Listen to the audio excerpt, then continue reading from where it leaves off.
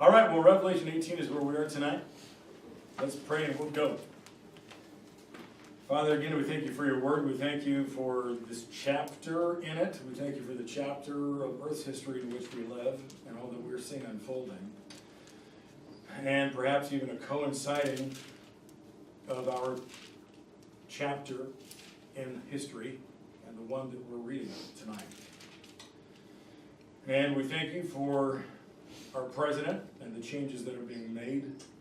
We thank you that you're getting a hold of his life more and more every day and guiding his thoughts, his steps, his decisions. We pray already for a tremendous conservative Christian replacement on the Supreme Court. Yes, Lord. And we thank you for the building right across the way here. Mm-hmm. And this is just amazing, so exciting. And we trust you're going to fill it. And that this church will be faithful in its part to fill it. In Jesus' name, amen. Revelation 18. We need to read the whole thing and then pick it apart verse by verse. Sound okay? Okay.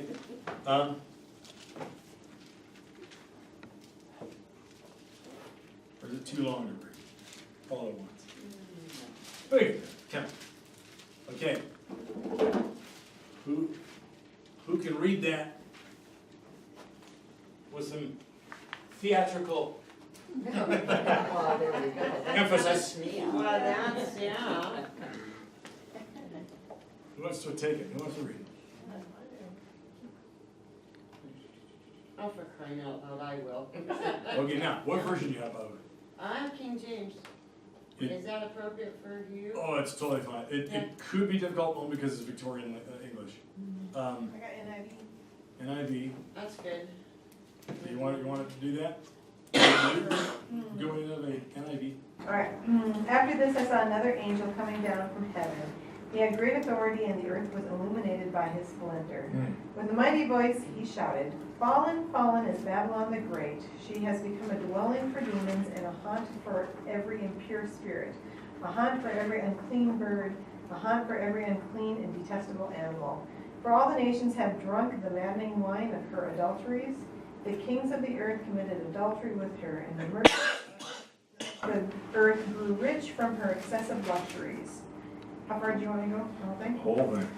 Then I heard another voice from heaven say, "Come out of her, my people, so that you will not share in her sins, so that you will not receive any of her plagues. For her sins are piled up to heaven, and God has remembered her crimes. Give back to her as she has given. Pay her back double for what she has done. Pour her a double portion from her own cup. Give her as much torment and grief as the glory and luxury she gave herself. In her heart she boasts, 'I sit enthroned as a queen. I am not a widow. I will never mourn.' Therefore in one day her plague will overtake her, death, mourning, and famine. She will be consumed by fire, for mighty is the Lord God who judges her. When the kings of the earth who committed adultery with her and shared her luxury see the smoke of her burning, they will weep and mourn over her. Terrified at her torment, they will stand far off and cry, 'Woe, woe to you, great city, you mighty city of Babylon. In 1 hour your doom has come.' The merchants of the earth will weep and mourn over her, because no one buys their cargoes anymore. Cargoes of gold, silver, precious stone, and pearls, fine linen, purple, silk, and scarlet cloth, every sort of citron wood, and articles of every kind made of ivory, costly wood, bronze, iron, and marble, cargoes of cinnamon and spice, of incense, myrrh, and fragrances, of wine and olive oil, of fine flour, wheat, horses and carriages, and human beings sold as slaves. They will say, 'The fruit you longed for is gone from you. All your luxury and splendors have vanished, never to be recovered.' The merchants who sold these things and gained their wealth from her will stand far off, terrified at her torment.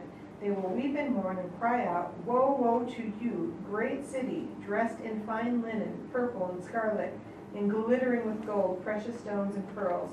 In 1 hour such great wealth has been brought to ruin. Every sea captain and all who travel by ship, the sailors and all who earn their living from the sea, will stand far off. When they see the smoke of her burning, they will exclaim, was there ever a city like this great city? They will throw dust on their heads and with weeping and mourning cry out, woe, woe to you, great city, where all who had ships on the seas became rich through her wealth.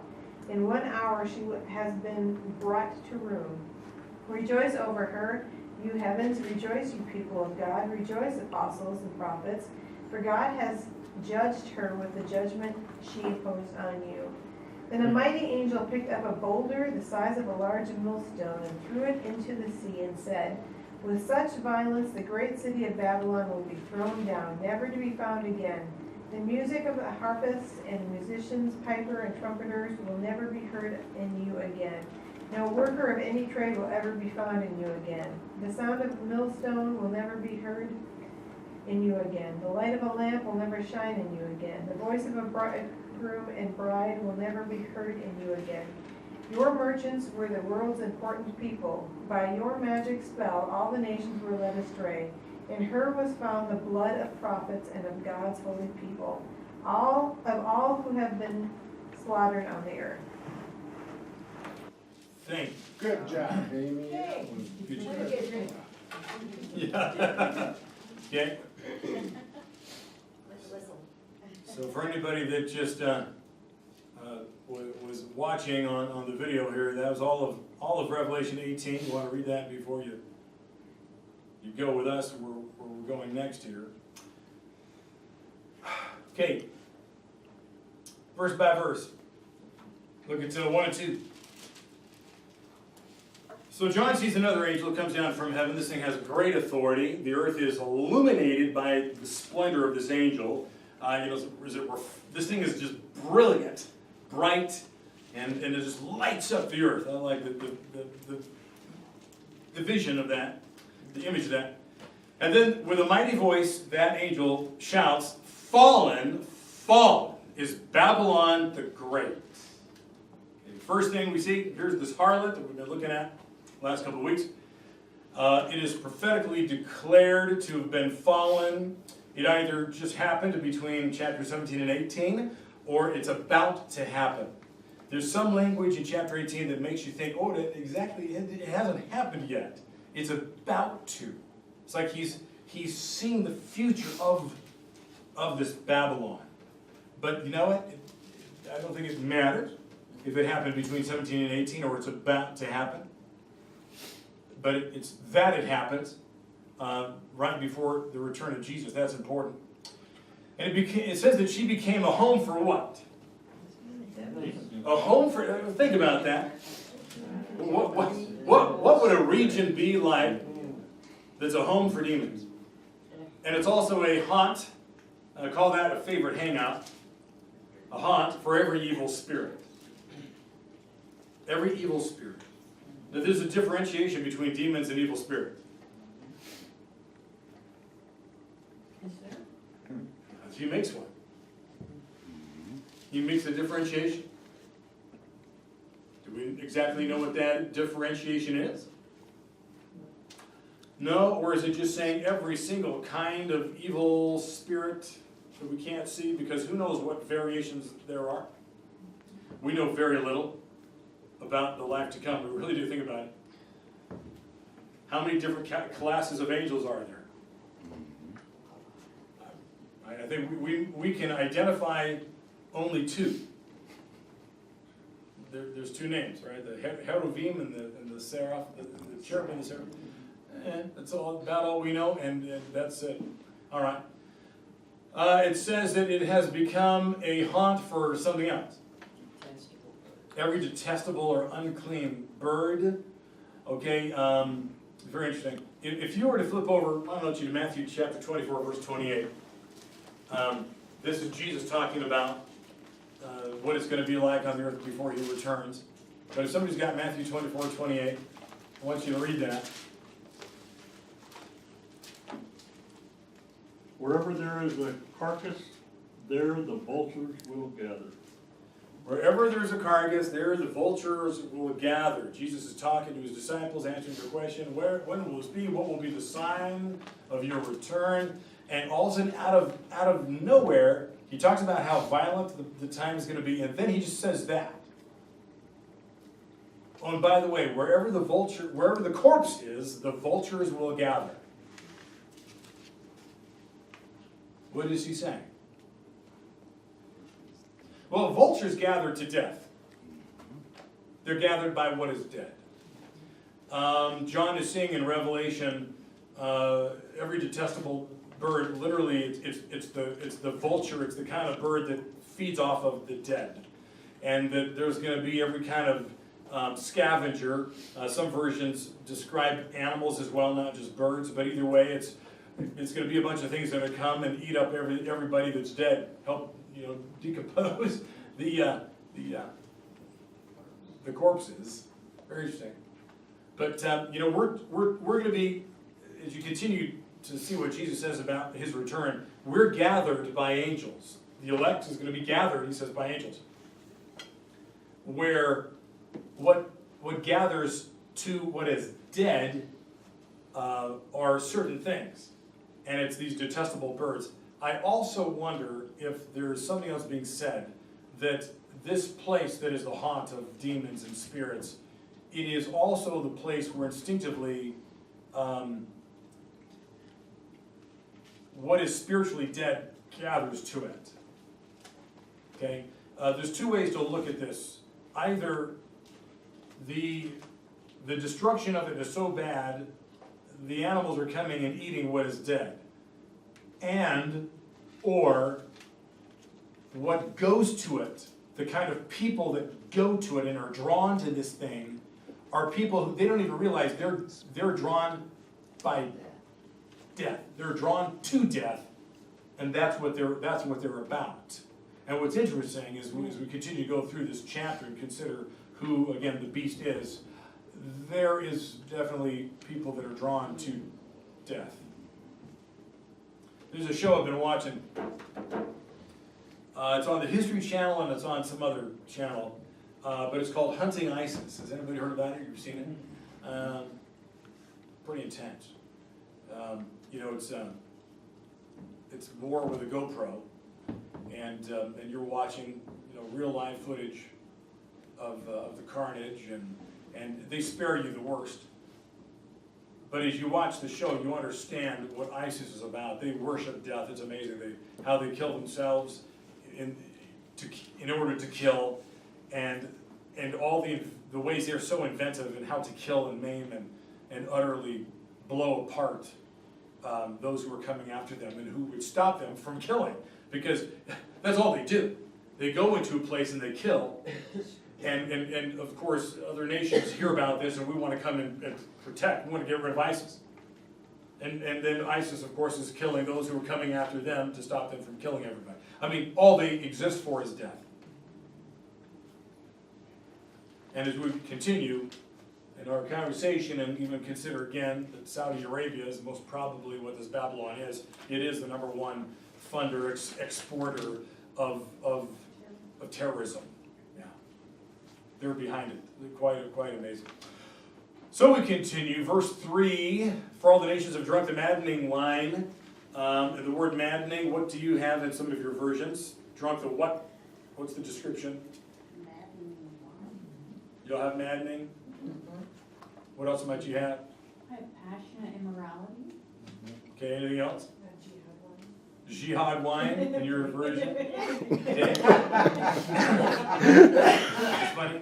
That's in the NIV. That's as an AMY version. Yeah, Jamie's version. again, see, watch and watch.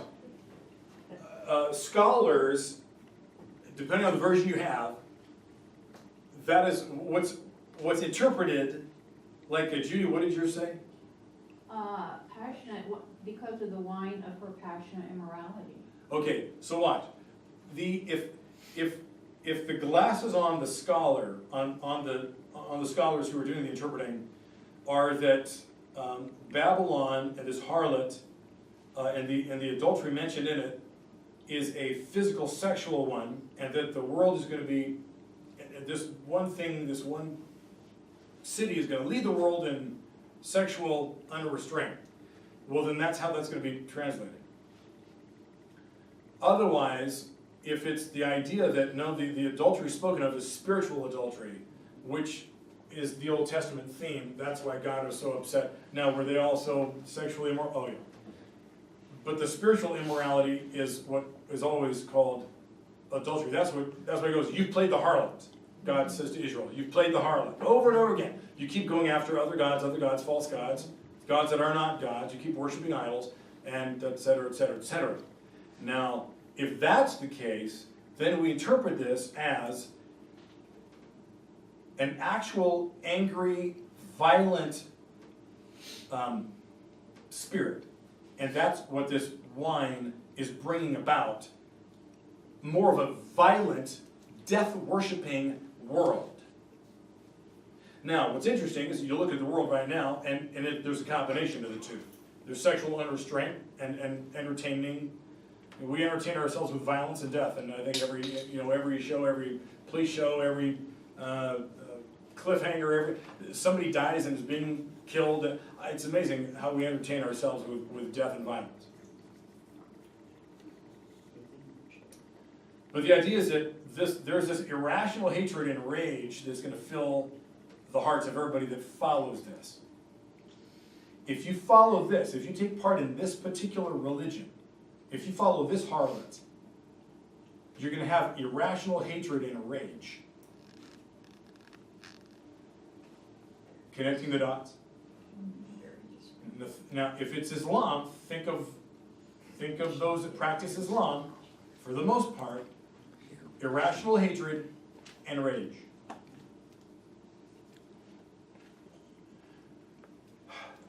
So, drunk with rage. Now, folks,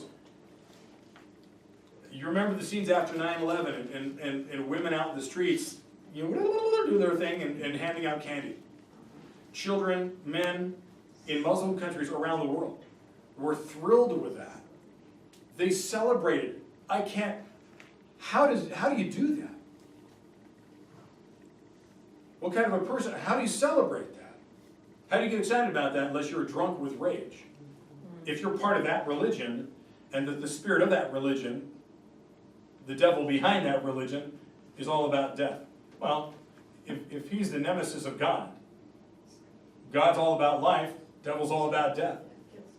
Yeah, God won't, I delight in the death of no one, says the Lord. God wants to take you to heaven. The devil, he wants you dead before you can become a Christian. He wants to take you to hell. He wants you dead. Amazing. Verse 3, the merchants of the earth grew rich from her excessive luxuries, her excessive lifestyle. And she is... Wish we had that Neo video. Oh, Remember? that was amazing. Hey, talk about that for a moment. Oh, A perfect world. yeah, that they're building. I showed Pastor Scott they want to build Neo in Saudi Arabia, which is supposed to be like 40 times bigger than New York City. And they want to expand everything, but it was basically, it was a utopia again. It was the Heaven on perfect world, heaven on earth. No, there's no No. crime. Mhm. Everybody's perfect. And they're gonna have robots and everything, and they wanna start building this, and maybe next week we'll get the video and show it, but it was very. It's worth it. You gotta see it. Because it's like, it's almost as if in this perfect place nobody's gonna get sick or anything. I mean, the only problem is, people are gonna live in it. And they're not perfect. So make the perfect place, make the perfect city or perfect country within a country, and the problem is you have people filling it. It's comical. But it's very interesting. Okay, verses 6 to 9, then I heard another voice in heaven saying, "Come out of her, my people, so that you will not share in her sins, so that you don't receive any of her plagues, for her sins are piled up to heaven, and God has remembered her crimes. Give back to her as she is given. Pay her back double for what she has done. Mix her a double portion from her own cup. Give her as much torture and grief as the glory and luxury she gave herself." So again, when you look at that language, it's not just describing a country that's leading the way in sexual immorality as much as give her as much torture and grief as the glory and luxury she gave herself. It's what she's been giving out. Because watch, as it continues, you're going to give her back. God says, I'm going to give her everything she's been given out. Now, by the way, there's a quote here from Jeremiah 51. What it says, come out of her, my people, so that you don't share in her sins. And this is God talking about Babylon, the first one, the geographic Babylon of old. But John is saying here again, there's something where God says something in the past, but it may also apply to something in the future. It's prophetic now, or it's for the moment, but it's also prophecy. It's also for something in the future. And so God is warning, looks like his people who are living in Babylon. Well, listen, we're going to look at this Sunday. We got Lot and his family who are living in Sodom, about to be destroyed. It's about to be leveled, because sometimes God's people are found in Vegas. Maybe they're there because they really want to make a difference. I'm sure there will be missionaries in Saudi Arabia. There are Christians there, not many. I mean, but like when the word comes out, if God says, get out of there, maybe there's compromising Christians there. God is still saying, get out of there, because of what's coming.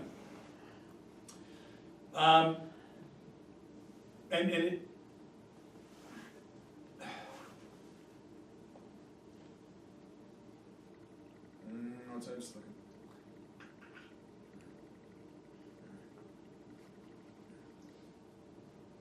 Okay, 7 and 8. In her heart she boasts, I sit as queen. Now, by the way, this is another almost direct quote from Isaiah 57. Is it 57? 47. So in her heart she boasts, I sit as queen, I'm not a widow, and will never mourn. Now that's the end of the quote from Isaiah. Therefore in one day her plagues will overtake her, death, mourning, and famine.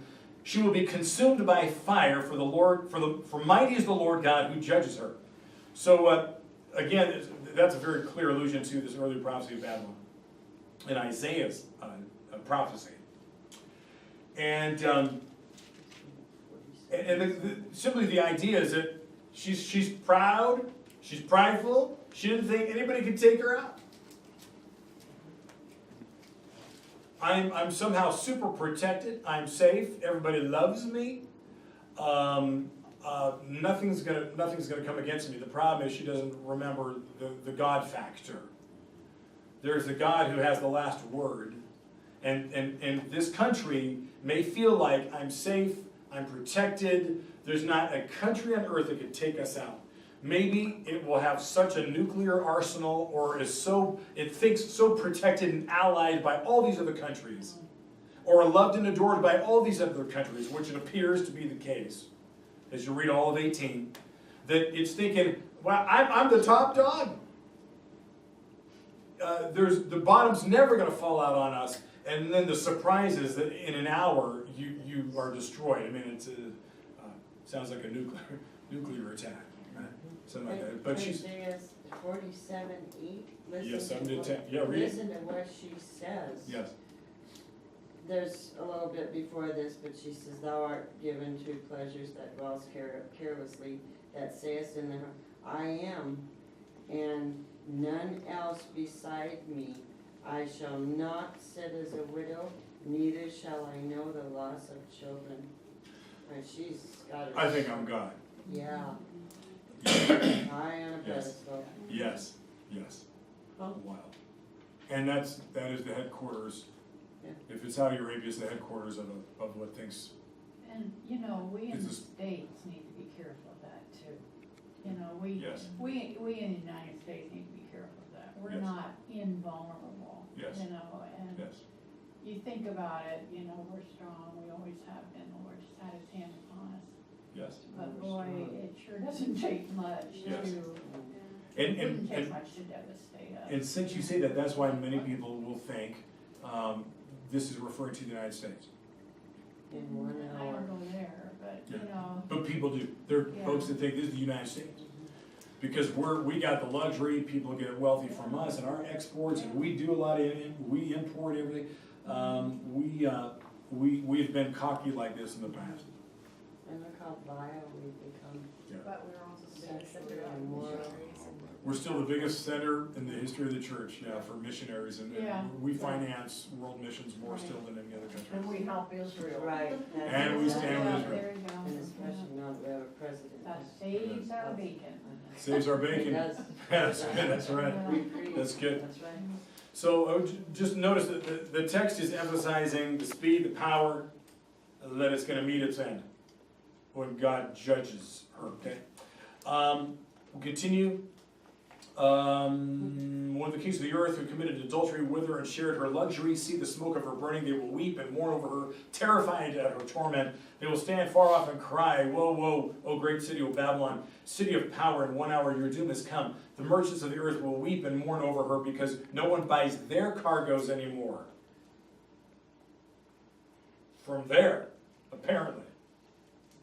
So, the kings of the earth,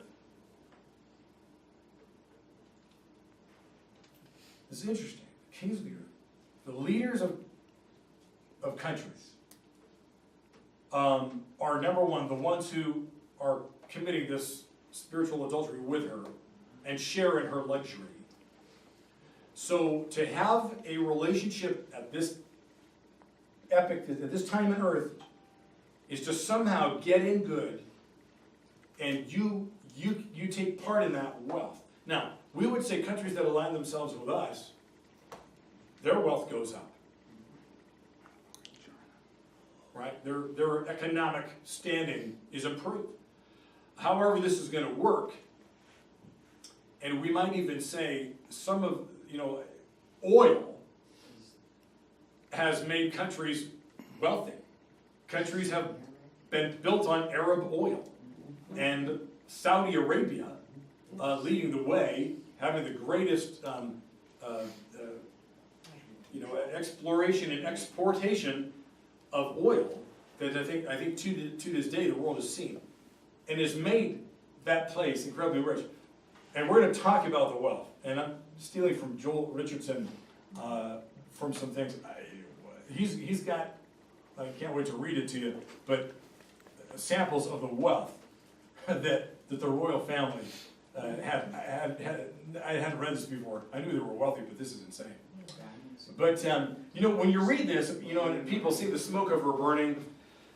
When on 9/11, and I was in Hawaii at the time, and I saw that take place, and I'm seeing the smoke, and little further on at 18, it talks about these people throwing dust on their heads, right, as they see this, and that's a symbol of mourning that I share in mourning with you. You literally, they would back in the day, and you see it even today in the Middle East.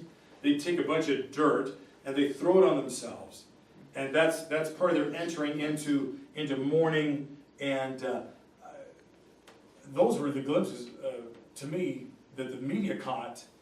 That when I saw that, I thought, my goodness, am I watching Revelation 18? Is it the United States? Is because that represents our economy. Because chapter 18, because 17 was more about its spiritual power and influence. 18, as we keep going right here, it's about its economy. I'm thinking, the World Trade Towers, that's about our economy. And we got the greatest economy in the world. But boy, we took a hit after that. And world leaders are interviewed, and they're crying for us, and they're sympathizing with us. And I'm thinking, I think I'm seeing Revelation 18. And there was people in boats. They show them in the harbor looking out, and you watch them crying, and I'm thinking, okay, well, it talks about people in boats. And, these are merchants, looking back at it, watching the smoke of her burning. And it says, your destruction has come in 1 hour. It was 1 hour. When the trade towers were first hit by the first plane and the second one collapsed. And I thought, this is us. And we're as cocky and godless, and that's what I'm thinking. Well, we haven't collapsed. This is it. We're still here. We're now even stronger than we were prior to 9/11. Our economy's better. Okay. We're still vulnerable to things, but people are still buying stuff, and we're still buying stuff, imports and exports, so this is not us. This is not us. So just, in case you were curious, so far it ain't up. So look at 12 and 13, cargoes of gold, silver, precious stones, pearls, fine linen, purple, silk, scarlet cloth, every sort of citron wood, articles of every kind, made of ivory, costly wood, bronze, iron, marble. So in his day and in his language, he is saying the vision for him is the things in his day that are valuable in three ways. There's luxury items, okay, this long list of, and these are imports. These aren't exports. This is what this country is able to buy. It can buy the best of everything. It's got that kind of money. Think about it. Think of people who are just filthy rich. They can buy the best of everything. The whole country's doing this. So it's expensive building materials, clothes, perfumes, precious metals, gems, etc. All right. So it doesn't mine. Babylon doesn't mine for these things. It can buy it. It's got the moolah. Nothing's without, outside of its ability to acquire. There's nothing too expensive. Okay, food items, livestock, produce, talks about it, but I want you to think about this. Babylon has to import it. Have you seen Saudi Arabia? What kind of agrarian capital is that? Where's the farms? Where's the fertile crescent in Saudi Arabia? It's desert. It has to import it all. It's very interesting. So it says this thing has to. It's not a breadbasket, so it's got to bring in stuff. Sure, okay. America, we export our foods and veggies. Right? When I was in the San Joaquin Valley in Merced, California. Again, which reminded me so much of this place as agrarian. We had farmers, ranchers in our church. And we're just surrounded by, almond orchards, walnuts, turkey farms, dairies, on and on. Fruit farms, peaches, plums. It's amazing what was grown there. And just, you can't grow that in Saudi Arabia. It says humans. It sells slaves, it sells people. It buys slaves, it buys people for various reasons. You know what? We're not told. But it brings in slaves. We know that they bring in sex slaves.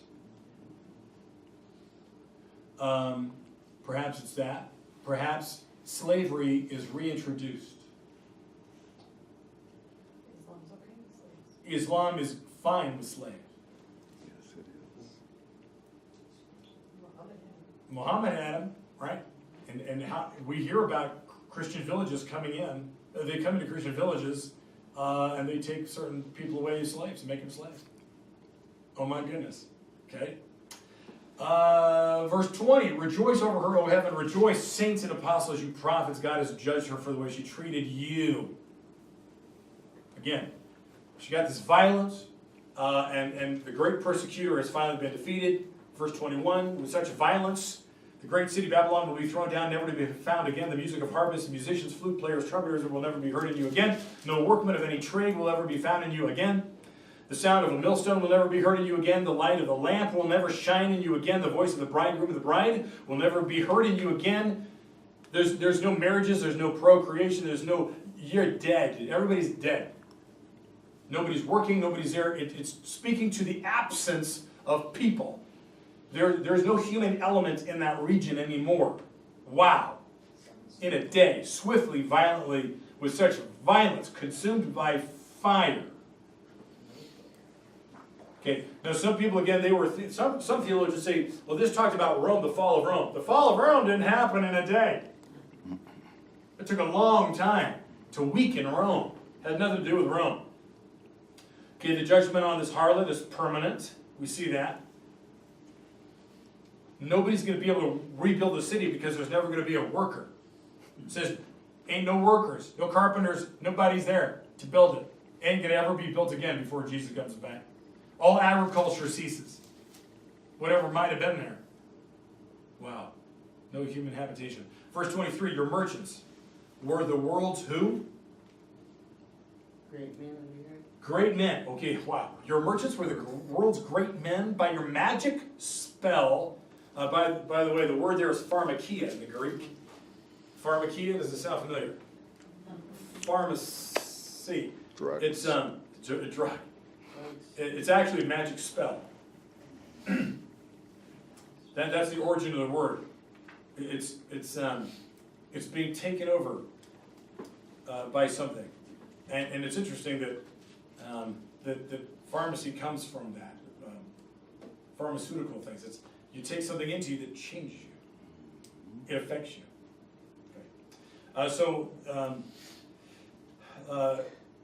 Your merchants were the world's great men, those that do business with Babylon. Call them the world leaders, the ultra wealthy, the elite CEOs of the most powerful corporations, the Fortune 500s, that kind of thing. That's what it sounds like.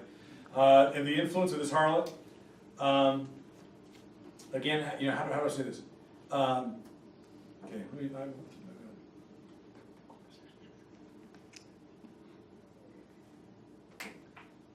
think of a hallucinogenic drug.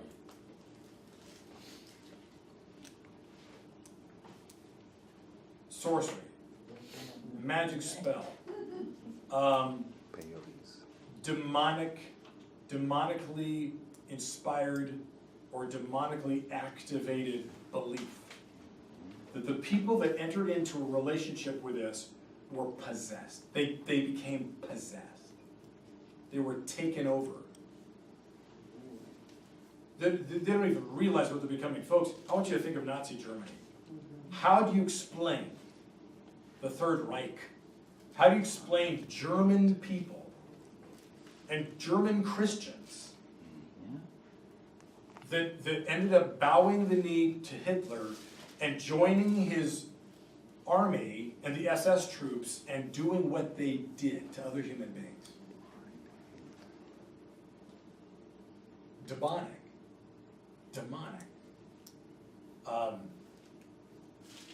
National possession. Spiritual demonic possession. I think that's what that's describing. And it's going to have to, because the world's going to be in a place where, again, they're going to try to come against Jesus. It's surreal. Okay, so, what else do I want to say? Let me see what time it is. My phone says 7:52. I'm not going to worry about this. 1 second. Don't need to worry about that. You believe this is not Rome, don't you? You understand this is not a Rome being re-emerging, right? Thank you.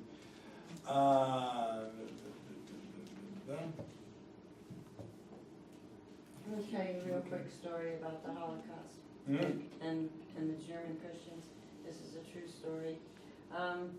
The train carrying a bunch of Jews to Auschwitz had to stop right by A the church. Yes. Yes. You know the story. Yes. Go ahead. And the pastor, the people would hear the Jews begging Calling out in the boxcars. for help and for water and just begging. And the pastor said to the congregation, he said, let's just sing a little louder. Sing louder. Yeah, let's just sing louder. And they totally ignored it. And you think about that, and you wonder, how could that ever happen? And yet you see the world just descending further and further and further into a sinful, deceitful, demonic way of life, and it could happen. It will happen in this country if we ever have a famine or, devastating times. I mean, look at Black Friday, look at Christmas. People would kill each other to get that TV. I mean, it's just terrible. But, 50 years ago, you think, how could that happen? How could these Christians just turn away and let these people suffer? But they did. Yes. That's what's so scary though. Yeah. Really, that's really scary. This whole thing with feeding the children and et cetera. And, it isn't good that children be separated from their parents, but we also know that it's a ploy. But you go way over here and you can get real nasty about it. We can. And I think sometimes we need to be careful that we don't become unhinged the other way, trying to figure out, exactly where the Lord would want us to be. Yes. You know what I mean? It's just like Maxine Waters and Hillary saying, suffer the little children to come unto me. Well, Hillary doesn't understand that at all. And we know that it's a ploy, but we also need to be careful that we don't go the other way and get really hostile and lose our focus. Sure. That's what concerns me, that I can have discernment, keep it straight. Because that's what they wound up doing. Christians, German Christians, doing this to the Jews. They did it a lot out of fear. Yes. When We've got Well, something that'll be in yeah, public life it's that just- you just promotes a don't call know center for anybody that's his How you're gonna react, we just pray, Lord, keep my mind That's where it. it should be, and help me to cut through it, When we lived in Germany, I had German. Oh, yeah, you lived in Germany. I had German people work for me, and one of the German men that worked for me was taken from his village and put into the Nazi Children's Corps. And Wow.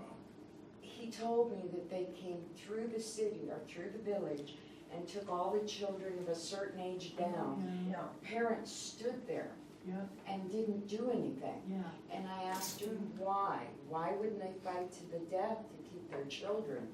And he said they were fearful because the Nazis would come back. They would raze everything to the ground. They would kill everybody. They would put them in concentration camps. So how can Christians do that? It's called fear. That's right. yeah.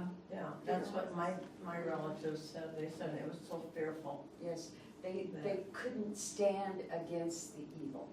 They were fearful. They'd let 2 or 3 children go to keep the rest of the family Yeah. safe. See, and that's where you gotta, you can't love your life. You gotta be willing to lay That's down your what life God and say, says. yeah, I'm gonna stand, You I'm gonna stand choose away. to save your life, you'll lose it. Yeah. That's scary. There's always a remnant though. There's always a remnant that God has set aside in times like that, in times that are coming to help people if he, tells them or leads them to do so. It's always gonna be a remnant, always. But it's just like, those of us, we could say, take our lives and not the kids. That's No, where they it's won't. at right there. But that They isn't take gonna them over. matter. When you to let them. them take your kids, You can't help, sometimes you can't help it, is what I'm so afraid of. yeah, And I'd give my life for it, how but do you do that? it's not gonna, that's not gonna matter. Right. Well, here we go. So, as we close, let me read off some of these things that Joel Richardson has, this information he's accumulated regarding the wealth of the royal family. Just wow. Because what you see in here, it's true, what pops out even on 18 is the wealth this place has. It's just over the top. It's insane wealth. And it can buy so much. It's got so much money somehow to keep buying stuff from all these other countries. And it just, it hoards. And it hoards and it hoards because it has so much money. And everybody's getting rich off of this one country. Is it oil? Is it just what it buys? Well, I love this. He says,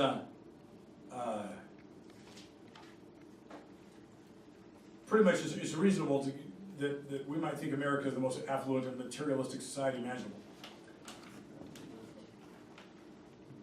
But you got to consider the Saudi royal family and what it will become. And who knows how long we're going to be wealthy.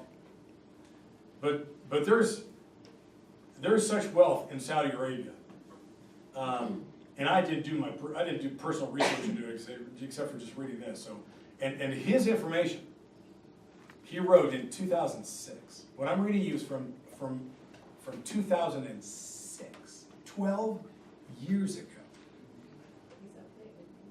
It's updated, right? So, I didn't see that. So watch it, watch.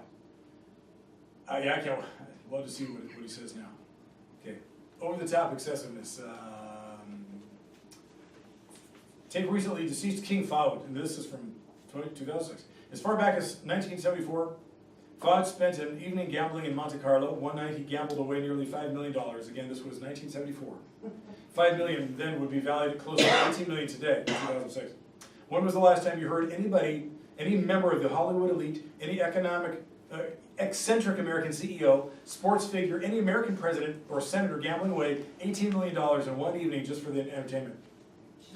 Has Bill Gates ever been known to do such a thing? Do American presidents ever act like this? Even when compared to the excesses of America's most rich, most powerful, most elite, the overindulgence of the Saudis exists in a league completely all its own.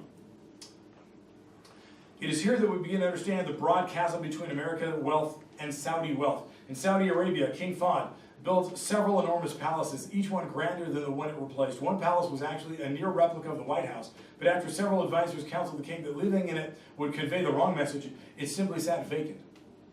His official palace was a throwback, and this is quotes now, he's quoting a guy, Posner, this author. His official palace was a throwback to when the kingdom's first kings lived behind walled cities. It was essentially a tiny Vatican city with opulent furnishings and walls that ran several miles around the perimeter. Architects who worked on the palaces estimated that they were worth several billion in the 1980s. Today, that several billion would be valued closer to upwards of 20 billion. This is only the value of the king's palaces in Saudi. There are many more, including a 100-room house in Marbella, Spain, a spectacular estate outside of Paris that was originally built for 18th century French kings, a mansion near London on which he spent nearly 60 million in refurbishing, and a sprawling Palacio in Geneva in which he was fond of boasting it had over 1,500 phone lines. He flew between cities in a private 747, fitted with an enormous pink master bedroom, gold bathroom fixtures, a mahogany elevator, a sauna, some kind of crystal chandelier I've never heard of. Fahd's lavish yacht, the size of a luxury liner, cost 50 million. He kept over 24 Rolls Royces fitted with gold hood ornaments and grills in different homes. He had a British firm custom modify a Rolls Royce into a one-of-a-kind dune buggy. Okay. His favorite son, Abd al-Aziz, known among the royal family as Azawzi, built for himself a home, more of an Islamic theme park, which cost him over $4.6 billion, not million, billion. And again, that's only one of his homes. Consider the amount of money that this is. Only 2 homes anywhere in the world have ever sold for more than $100 million. Yet his Islamic version of Michael Jackson's Wonderland Ranch cost him over 46 times that amount.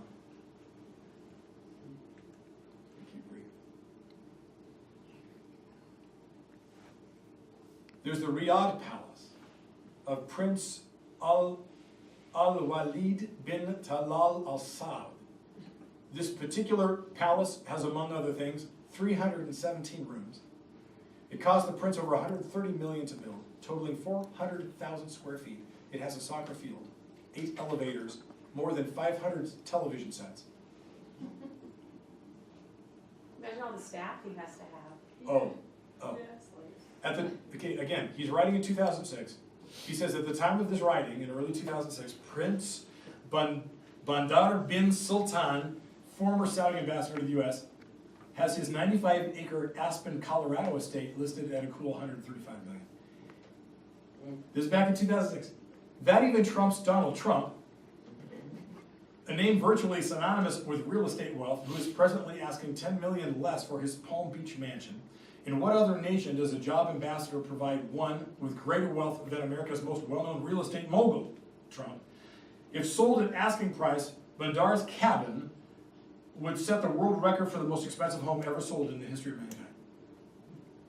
How much she has glorified herself and lived in luxury, Revelation 18:7. And maybe next week we'll touch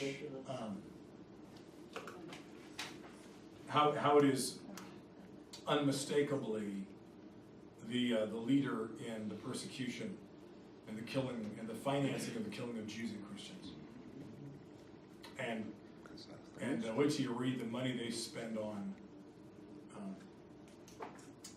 trying to re-educate the world to accept Islam. Even in our own universities. And when we read about the hypocrisy in the place, that's when we understand, that's when I better understood why the other countries want to kill it. The other Islamic countries want to destroy it. It's very, very interesting. Amy's talked about this before. Maybe I talk her into talking about it. There's a little class envy there, too. Yeah, class envy. That's right, that's right. The You know, class envy. Scott. the ruling. Oh, what's it? So go ahead, I was Missy. just saying that it's kind of interesting that in Saudi Arabia, they're so religious and they're so pious, but you can't buy things like vanilla extract in Saudi Arabia because it's made with alcohol. Really? And you can't, and that's against, That's right. you know. No alcohol. Everybody else can, That's yeah, right. the kings can. Yeah. Yeah. Oh, my goodness. It's amazing I talked about this. Who Yes. said it, didn't that guy die and son take over? Yeah. Yeah, and his son's not bad looking either. I mean, besides having all that money, How he's many kids does he have? Oh, I probably wonder. hundreds. Oh, really? Yeah. Yeah. They're only allowed 4 wives, so after you have all these kids. Oh, that's right. Yeah. have as many Yeah. as you rotate. Yeah.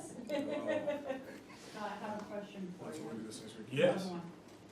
Speaking of all this concubines and all, in the Old Testament, we know that sexual immorality was rampant among, from Abraham on down.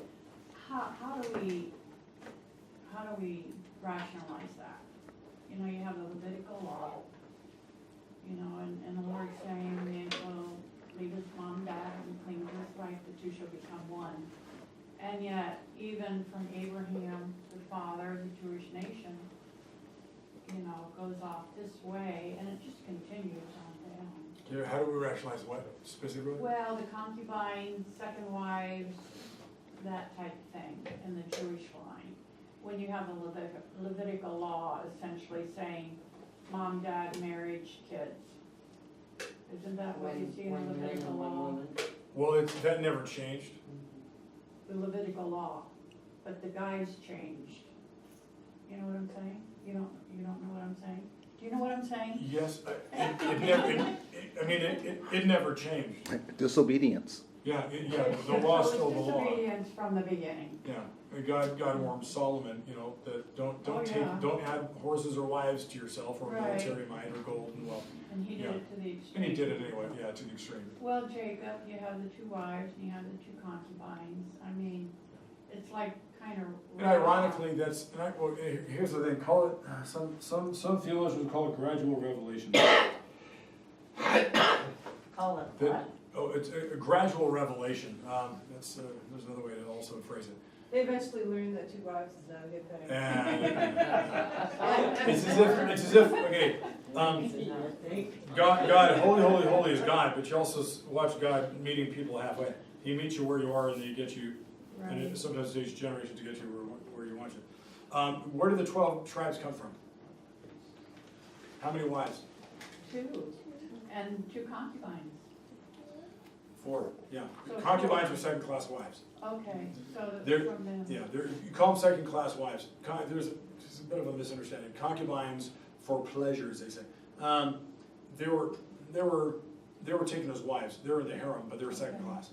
That's But it they're called. wives. They're wives. That way, they're not guilty, Oh. because they're wives. Even though it's Okay. more than one. Yeah. Okay, but does God use that? We're in Genesis, right? Sunday mornings, God Right. says, nations are gonna come from you. And there's 12 tribes, 12 sons that Ishmael has, and then it's gonna be Israel, Jacob, Right. who's gonna end up having 12 sons too. They become the 12 tribes, but it's from 4 women. But you go Was back, that part of God's plan? yeah, That's how, God so. used that, because that's how it was done that day, back then. And the 12 tribes are famous and blessed, and the stories about the 12 tribes. right, And Revelation talks about pretty much the coming full circle, the blessing that God gave, and it's gonna be the 12 tribes, and why are there 12 disciples? It's a spiritual representation or replacement of the 12 tribes. So I mean, it's, oh wow. So, you know, God always met people halfway, and then gradually there's a revealing of this is how it's supposed to be done. But there wasn't gonna be, was it gonna be 12 tribes any other way? Possibly. But I mean, you know the story. There's Leah, there's Rebecca. Rachel, Rachel. Rachel's the one he loves. yeah, But Rachel dies, right, childbirth after Benjamin. And then that's number 12, and that's the end right. of the line. You take Noah though, Noah had one wife, right? Yeah. And he had 3 kids, And if you remember, as we were going through that, yeah, it's one of Cain's descendants, Right. Lamech, who is the first to be a polygamist. He's the first polygamist found in chapter 5, and he's got 2 wives. And then you see it happen again. Let's see, the second mention of a guy with 2 wives. But that wasn't the plan. And the Jews knew that. I think they understood it for the most part. okay, so why do we as Christians go back to the one wife and eventually just have, mom, dad, cling to your wife? We don't like divorce, married, divorce, and we don't take 2 wives or 3 wives. There's certain people today. Well, some So- way out there, too. I mean, the Christian doctrine really is the family. No polygamy. And, yeah, mom, dad, and children, no polygamy, no, when Jesus, he didn't say anything except that he hates divorce. He really, I don't know, it's just something you think about, you kind of twirl it around and think, okay, how do we get Well, here? after kids are getting divorced and We're remarried back, and. yeah, we're kind of back to that, but we don't have polygamy or anything like that, or concubine. No, and in Jesus' day, Yeah, the emperors, they had they had a many lot of wives. wives, They had many wives. Oh, did they? oh yeah. But you think of And- Peter and- and those, you Look how many Solomon had. you didn't hear of wives, Peter. Yeah. No, you don't. You don't hear that. Yeah, you just kind of wonder why it was here, God put up with it, and yet we as Christians, that's a sin to us when we think mom, dad, or husband, wife, children, and then you get out of that and you're into not a place to be. But we're sinful, we fall, but we don't make a practice of it, do we?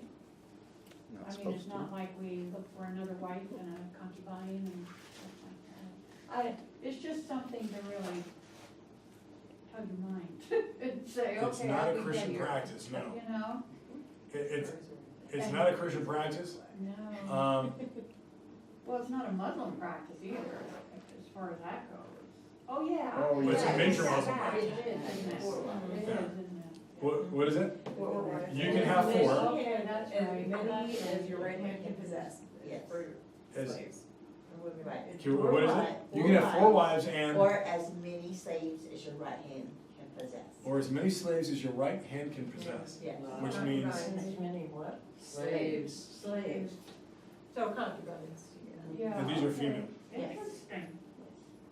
That's why you can't, so adultery, you can't get a man really and convict him of adultery. Sure.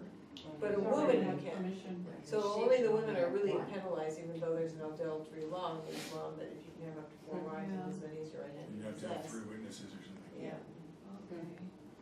But then Christianity is not like that. I mean, it's like the nuclear family and children and, What triggered that thought?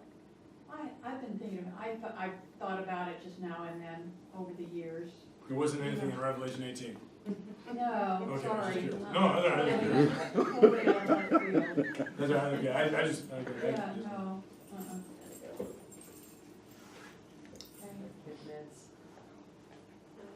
Well, you look at the genealogies, you know, back then, and then you look some of our family's genealogies and you go, whoa, how do you keep track of any of that? You know, and that's what we have done, you know? Well, people used to have lots of kids, so then you had. They had a lot of work too. Yeah. Yeah, a lot of kids, so. Pray, Father, we thank you again for your word and to look at it, and very interesting what we see.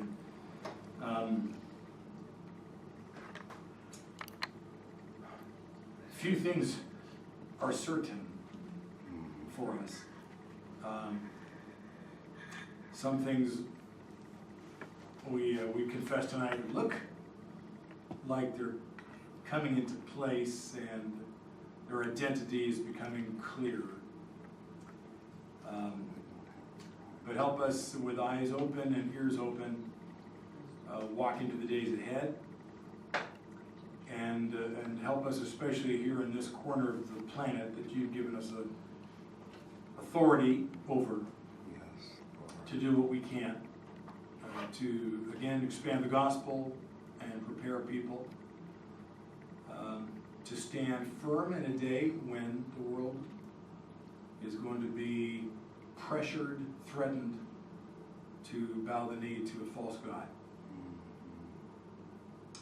Help us be strong and make strong believers. In Jesus' name,